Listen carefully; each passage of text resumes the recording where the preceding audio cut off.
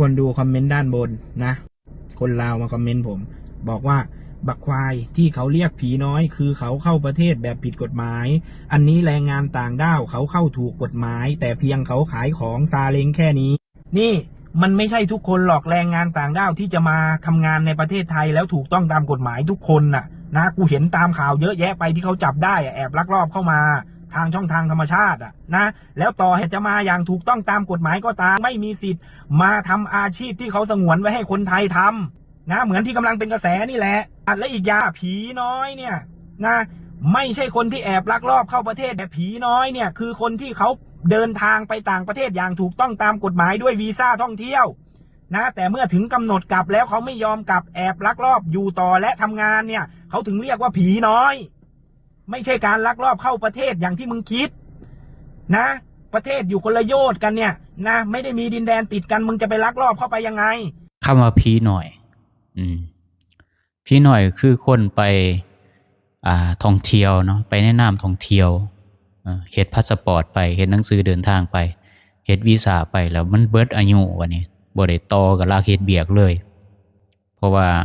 คันไปแนะนำแรงงานมันก็ต้องขอวีซ่าแรงงานไปโดยเฉพาะเนาะแบบไปเก็บหมากไม้หรือยังก็แล้วแต่ตามฤดูกาลนะ6 เดือนบ่หรือ1 ปีก็ว่ากันไปแต่ว่าที่เคิ้นผีหน่อยก็คือไปแนะนำนักท่องเที่ยวแล้วก็โตนไปเฮ็ดเวียกเลยไปเฮ็ดงานไปเลยซึ่งแตกต่างกันกับคนที่ลักขายของรถเข็นอยู่เมืองไทยได้ต่างดาวบ่ว่าสิเป็นพม่าเขมรลาวหยังก็แล้วแต่ถึงเจ้าสิมีบัตรแรงงานถูกต้องหยังก็แล้วแต่เจ้าไม่เฮ็ดเวียกอันนี้บ่ได้เพราะว่าเขาห้ามกฎหมายห้ามบ่ให้ขายของเองเนาะพี่น้องบ่ได้ผิดเพราะฉะนั้นแล้วคนลาวเฮานี่มันจ้องห้องคือคนมาคอมเมนต์นะเนาะคือแบบคิดว่าตัวเองฮู้นะแบบซุ่ม4ซุ่ม5เว้าไปแบบบ่ฮู้เรื่องฮู้ราวก็เว้ามั่วมาด่าคนซุ่ม4ซุ่ม5เฮ็ดคือตัวเองฮู้นะคนลาวนี่มันเป็นแบบนี้ทุกคนบ่วะแต่ว่าแอดมินเห็นหลายนะแต่ว่าคนที่บ่ได้ว่าก็บ่เป็นหยังเนาะคนบ่ได้เป็นแบบนี้ก็บ่เป็นหยังแต่แอดมินเห็นส่วนหลายเลยจ้องห้องเย่อหยิ่งจ้องห้องทะนุ่งตนเนาะหยาบถ้อยหยาบกระด้างชื่อเสียงของคนลาวเฮานี่เสียเบิดนิสัยแบบนี้เนาะเสียเบิดประเทศลาวคนลาวเฮาเฮ็ดให้เขา